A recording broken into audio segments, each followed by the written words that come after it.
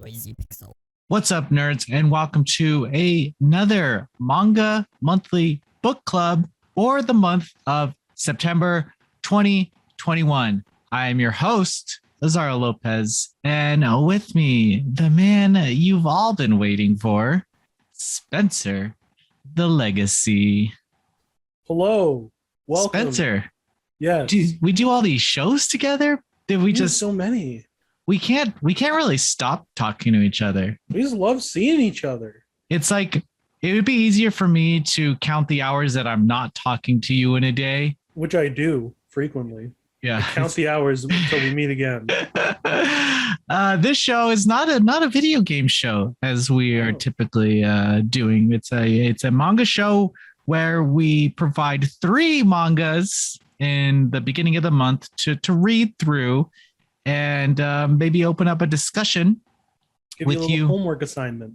Yes. We are on the verge of planning how to do a live show of this, but I don't know about you, but I have no idea how that works. I have no clue. I don't even know where to begin. I would love to do a live show. That'd be fun. I would have been scared if you asked me like 7 months ago, because I didn't know maybe if I would say the F word too much or, sorry, I was going off the rails again, but I haven't yet. He's in the liquor cabinet and he's letting out some bad words. The demons are coming out. Demons are coming out. I gotta distance myself. But it hasn't happened. I haven't been, as they say, problematic is the word. You haven't been problematic yet. That's what we should be saying. That's the real reason why we're not doing a live show. No, we will. I'll figure it out. Okay, well, I guess we didn't share this before, but those who are watching, I'll be moving. We'll say this on the next podcast, but I'm going to be moving soon, and in about like 3 weeks soon. So after that, then we can really get together and see how we're going to approach the live show. It'll be a lot easier. It'll be more chill. The environment will be fresh, new space, exciting. There's all these qualifier words that engaging, immersive, SEO inducing, synergetic. I love it.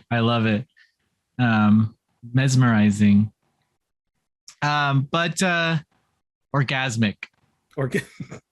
That's certainly one you could use. But until then, we're just going to do this the old-fashioned way. Where you're gonna get it pre-recorded and you're gonna like it. Yeah, it's only video only. We don't have the budget for another podcast server. We don't. But video is good.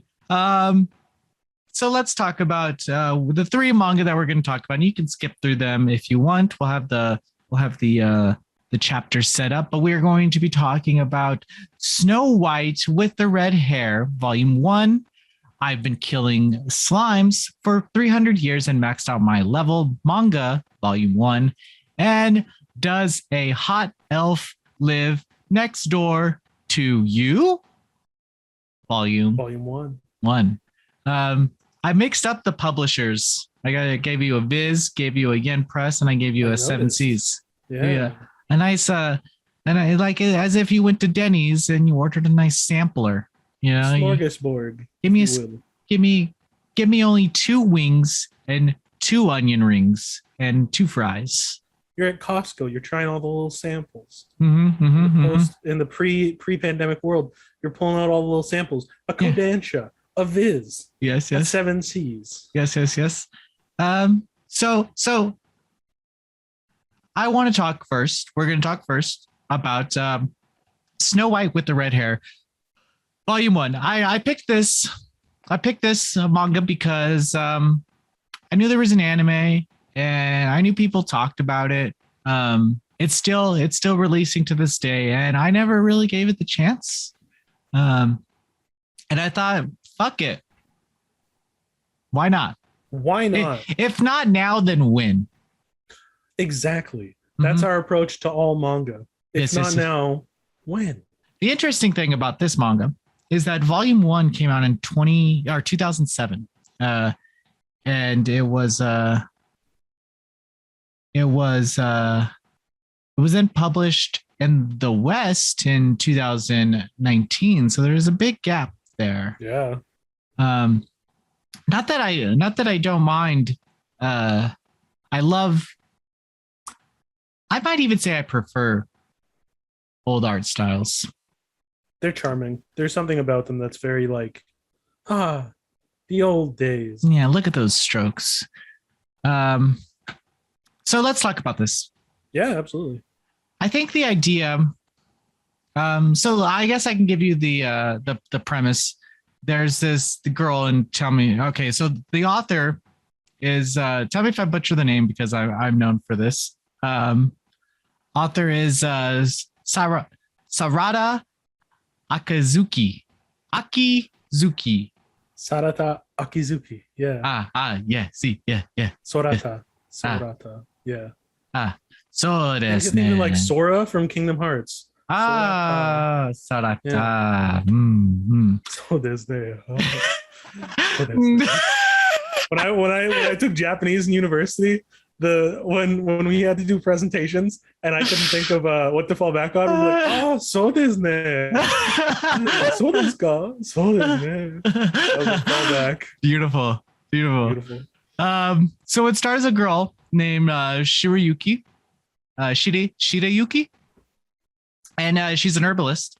And she has red hair. And I always find these longer manga their first chapters are generally one-offs, as if the author doesn't know what the fuck is going on or if this is going to get picked up. So the one-off here that I feel is there's a girl, Shirayuki, who is sought after by this prince who's considered to be a bad boy, or just a loser, I guess. And he sends out a guy to let her know that the prince wants her and she's going to be his concubine. When I read that, I was like, oh. I had to look up what a concubine was. Like 1 sec manga. All right. You're making me pull out the dictionary here. Biblical words. So this leads her to run away. And the whole idea is that she has this red hair that no one has. And so she runs away and she ends up running into this man named Zen, who ends up being a prince, who ends up saving her from the evil prince dude. And that all happens rather quickly. Yeah. And that doesn't stop happening, I feel. No. I feel like the pacing of this entire, because the idea is that she wants to be an herbalist to hang out with Zen full time in his kingdom. And by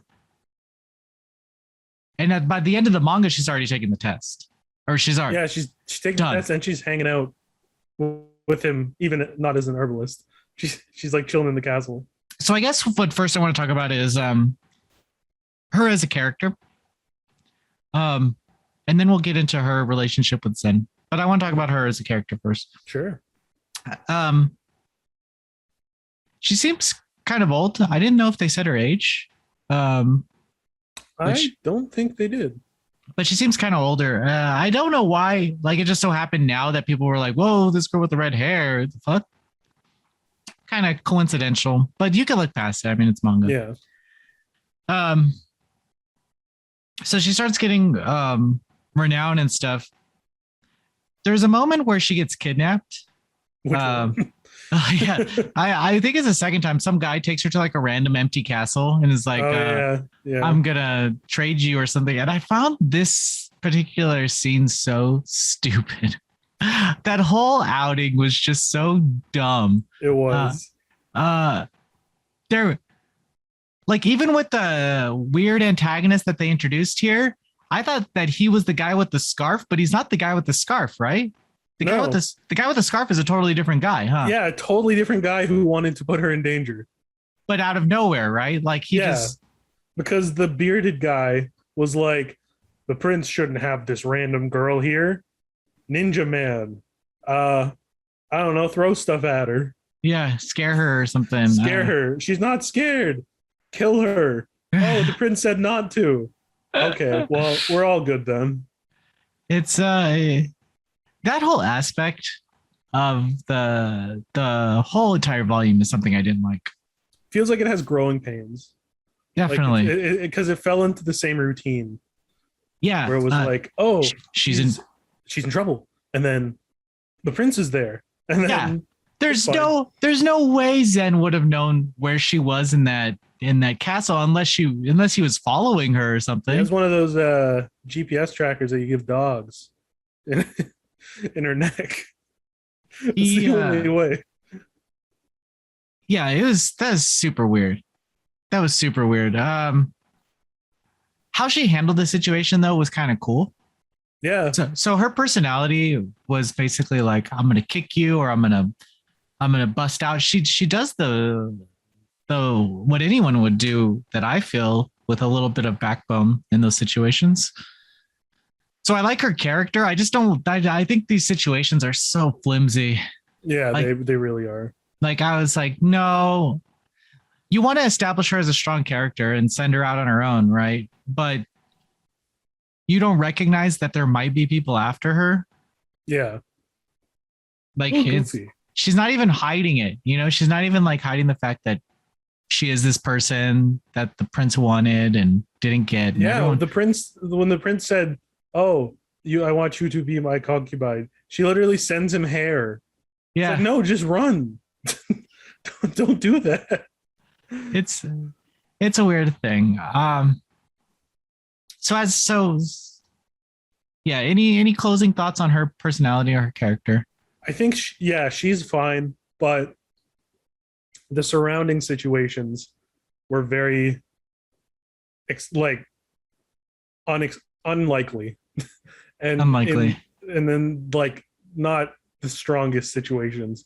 So I think that they kind of fell flat, but her character is interesting enough that I could see later, because there's 26 volumes you said. Yeah, I could see later volumes being like getting out of that loop and kind of growing a bit. Yeah, there is real growing pains here. For her relationship with Zen, and I want to get into that. I actually liked it. I like that they leave it up to the reader if they're like together or dating or just really good friends. I like that aspect where it's like there's a scene where she's like, "Oh, look at me for a second," and I was like, "Oh, this is pretty good," because that just establishes that he doesn't recognize her hair or something. He's not like, I'm only fan. Objectify her like the other prince. Yeah, and he's really cool too. He's kind of just a cool guy altogether. Almost he's like a cool. Useful tuxedo mask. He shows up all the time. He appears and he fixes stuff, and then that's it. He's clearly obsessed with her. Absolutely. He's just nicer about it. Yeah, he is. He's obsessed. Yeah, I would say he's as obsessed with her as the first prince was. Just goes about it a different way. Yeah. Sometimes that's all it takes to get the girl is being obsessed. I mean, that seems like a really bad lesson. Be obsessed, but hide it better than the next guy. Okay, yeah, that's fine. That's fine. That's healthy. Yeah, then when she least expects it, lay it on her. Also, be a prince. That helps. Oh yeah, have some money. What are you thinking? And a staff. Taking her to McDonald's every day? You kidding me? Sword. Got to go to the keg. I wouldn't mind going to Taco Bell all the time. I can do Taco Bell. If a princess took me to Taco Bell every day, I'd say, wow, this is a delightful little situation. While you're having stomach aches every day. Yeah, well, I shouldn't eat this every day, but it shows that you care. These cheesy potatoes are so good. Oh, thank you. So when it comes to the art as well, I think the art is wonderful. It's really cute. Yeah. It's but charmingly dated. It's nice. Is this something you would stick with? Is this something that you would see yourself wanting to? I'd give it another volume. See how it's going. Mm-hmm. There is an anime. If you want to watch that? But is it by Bones? I read. I believe it is. Yes. Bones. Studio Bones. Soul Eater. Mob Psycho 100. Mm-hmm. Some big stuff. Yeah. My Hero Academia. Easy. Yeah. Easy money. Easy money. That's what they should call themselves. Yeah, they should change their name. easy, easy money, My Hero. Easy Okay. Money Studio. Let's move on. We're going Absolutely. to talk about the manga of I've been killing slimes for 300 years and maxed out my level. This is written by Kisetsu Morita. Morita. Yeah. Yeah? Yeah, Kisetsu Morita. Yeah. Kisetsu Morita. Okay. Illustrated by Benio. I've read pretty far into this Oh, manga. really? Yeah. I am mini Slime head?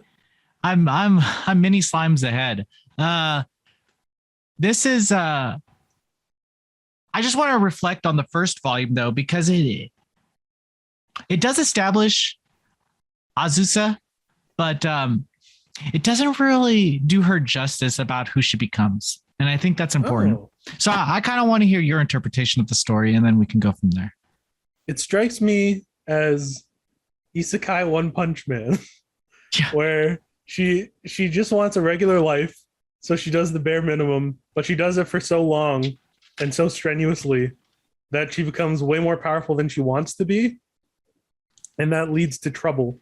And I thought it was very charming in that regard, where she was an immediately likable character. Her motivation was relatable. She just wants an easy life. And the concept is really fun, where you're just for 300 years straight getting 1 or 2 EXP, and then how that turns out in the end. And I really like that. And I liked that the challengers that came to her would just either like quit or become her friends because she was so OP. It was a lot of fun. I liked it. Yeah. So her like real life before she died character once worked 50 days straight, and then I guess she overworked so much that that's how she died. Yeah, she just died. And she was granted her choice was like immortality. That's what she wanted. And wanted to be young forever. So she was able to be 17, and then they established some ground rules for her immortality, where she doesn't find love because she doesn't want to watch the person that she loves die. Yeah, that was like a really serious moment. Yeah, it was like a throwaway line too, but it kind of answered a lot of questions that like how was her friends, because she has seen people die. It's also interesting with the cast that in the first this first volume, the people that she meets that kind of revolve around her, they're all almost immortal, I would say. They're not even real. She doesn't even want friends. That's the funny part about her, is that now you don't know this, but I don't want to give away too much. I don't want to give away too much about what happens. But she has this big house, and after a while, you see these people kind of gravitate toward her without her wanting it. She's like, she doesn't want any part of it. The first character happens to be a dragon who can turn into a girl who just wanted to test her strength, because it kind of got out that she was level 99 with all this magic and stuff.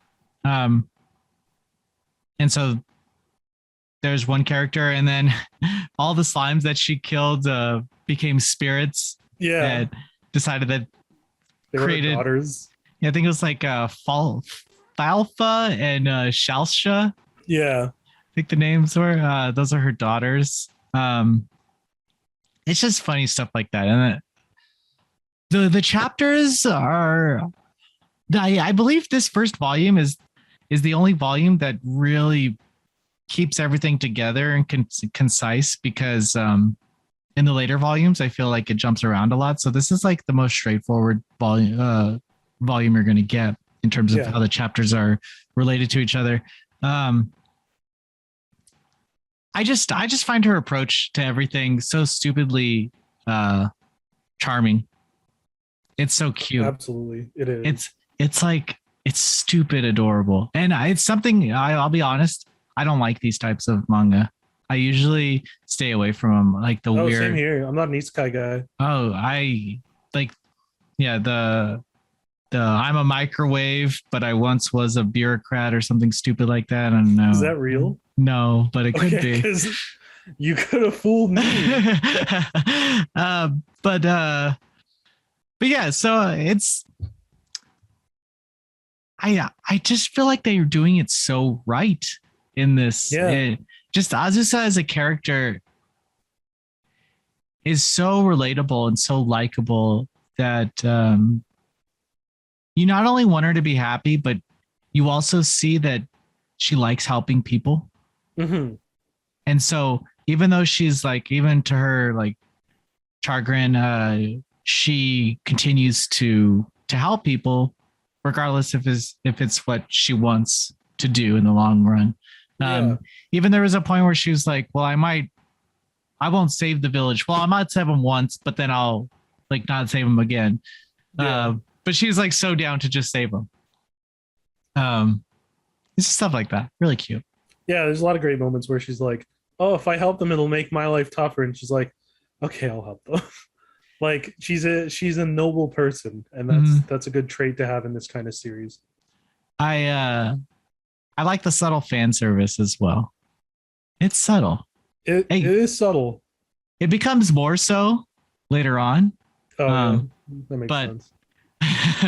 I don't know. They know she's cute though. When you know a character is cute, you have to remove some clothing. Oh my! Put that on a Noisy Pixel T-shirt.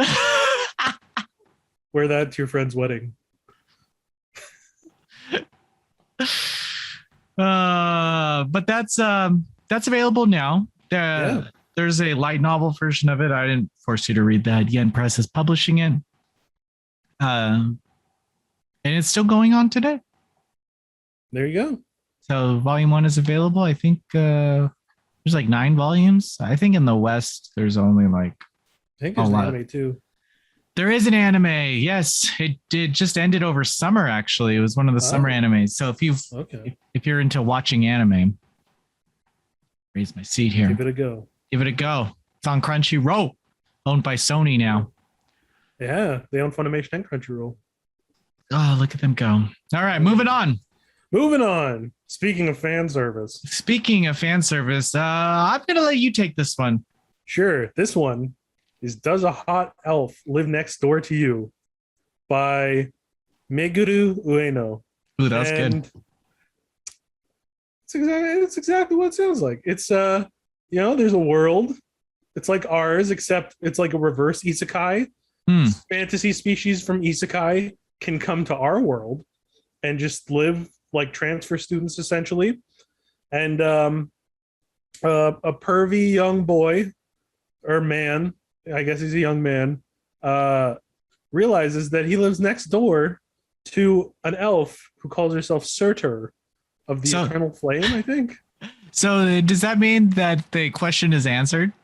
Almost immediately it's answered. And it turns out that she sees the manga he's working on where a similar elf is being put in lewd situations, and she burns it and then explodes, and then they become friends.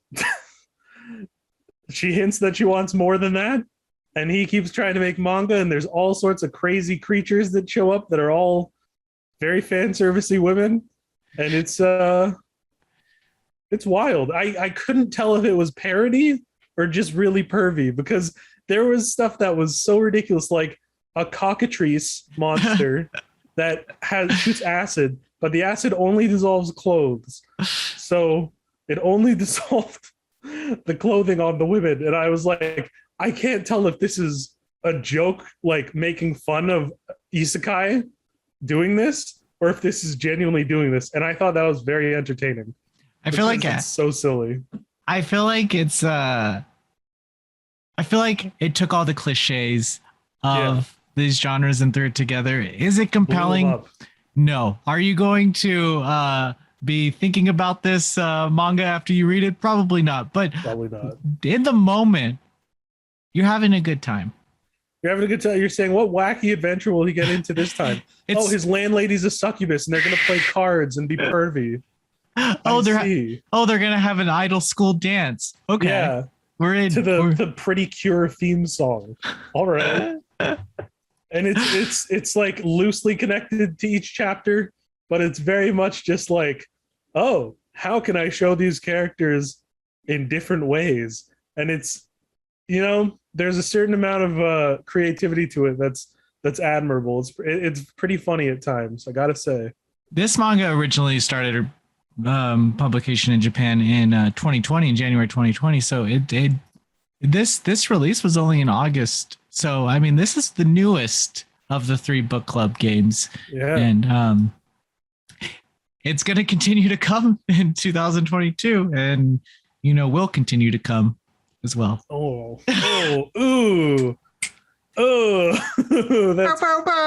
that's icky. To the podcast. We'll continue to come to the podcast. You knew it. You went bow. No, you dirty boy. I'm not a dirty rascal, you rascal.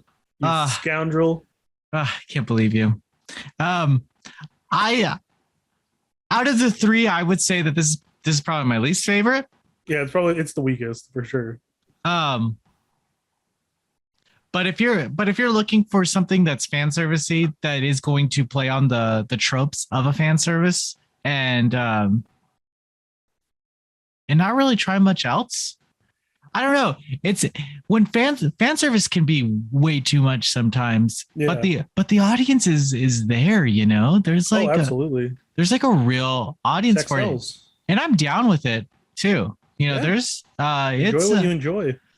Yeah, it's just interesting. It's just interesting that I think the boundaries that this one pushes isn't even as bad as some of them, because they don't show nudity in this one. Yeah. It's all blurred. I mean, they get naked, but they get close. Yeah. They have like smoke over nipples, which is the classic. Like a glare or something. Yeah. This is still a teen. This is still for teens. It's for teenagers to pick up in the bookstore and look at, and then their parents say, "What's that?" They put it back real quick and grab Naruto. Yeah. We know you. We see you. We've seen you. We've been there.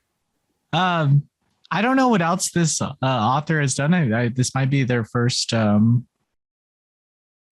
manga, but it's cute. It's cute. It's actually they did art for some other stuff as well. It looks like, but it's all fancy.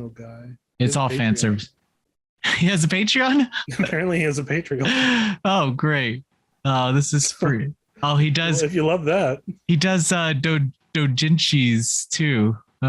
See. Some doujin. He has 18 patrons. Wow. Well, maybe we'll get him a little more. Congrats. Check him out.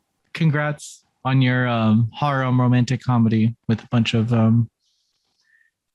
sexy elves. Yep. I think you pretty much went over the entire plot of this, and I don't think we need to say much more. There's not really much to say. It's you either read it or you don't, and that's it. That's it. So you're either into the fan service or you're not. So let us know. Yeah. To cap off this episode, please let us know in the comments below if you read these and your thoughts on it, and maybe we'll address them in the next episode. But we'd love this to be a conversation, and hopefully we start the live stuff soon. It's something that we want to do, something that we have to do. I know that you want to talk to us on this, and we want you to talk to us on this live, like as if we're all hanging out, because it would make this show so much better. Something special. Every episode will be special, and it's not but there's no audio form, so it's only video. So yeah, has to be live. Has to be. Yeah, exactly. Thank you for the suggestion. The person who said you guys should do a live show. We'll definitely set things up. Yeah. With that said, until next month, keep on mangaing, baby. So Disney. That's not gonna be the outro every time. But I hope that I remember it in a month so I could keep it going. Have a good month. See you soon.